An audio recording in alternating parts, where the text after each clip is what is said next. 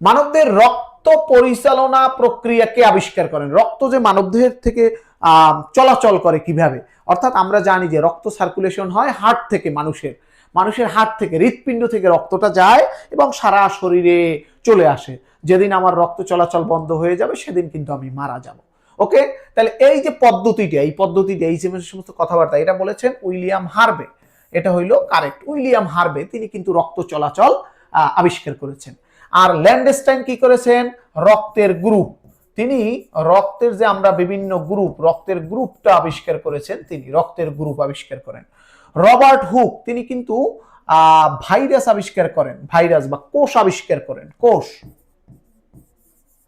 Robert Hooke কি করেছেন? তিনি কোষ আবিষ্কার করেছেন, যে একটা জীবদেহ বা একটা মানব দেহ এইটা যে খুব ক্ষুদ্র ক্ষুদ্র কোষ দ্বারা গঠিত, এটা কিন্তু রবার্ট হুকের কথা।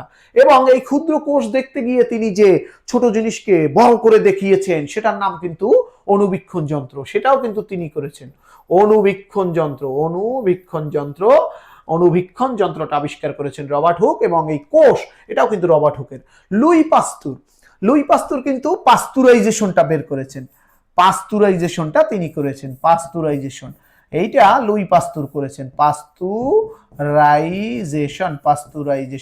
পাস্তুরাইজেশনটা কি আমরা সবাই জানি, যে আমরা সরকারের যে সরকারি দুধ কোম্পানি যেটা মিল্ক ভিটা অথবা ফ্রেশ রয়েছে, এরা কি করে? দুধ আজকে সংগ্রহ করে 18 ডিগ্রি সেলসিয়াস তাপমাত্রায় নিচের দিকে নামিয়ে সেটাকে সংরক্ষণ করে।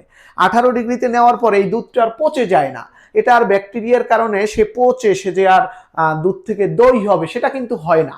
সে কিন্তু এই 18 ডিগ্রিতে যখনই নেয় নিচের তাপমাত্রার দিকে 18 ডিগ্রি সেলসিয়াসে, তখন কিন্তু সে এই লিকুইডটা স্থায়ী সংরক্ষণ হয় 2 দিন, 3 দিন, 5 দিন, 7 দিন। এই যে আমাদের প্যাকেটে যেগুলো কিনি আমরা মিল্ক ভিটা, সেটা কিন্তু 1 সপ্তাহ ভালো থাকে। কিভাবে ভালো থাকে? এই যে নিচের তাপমাত্রায় আমি নিয়েছি, এই কম তাপমাত্রায় নিয়ে এই সংরক্ষণ করার, এটাকে পাস্তুরাইজেশন বলে। এটা কিন্তু লুই পাস্তুর করেছেন, লুই পাস্তুর। তাহলে মানবদের রক্ত পরিচালনা এটা উইলিয়াম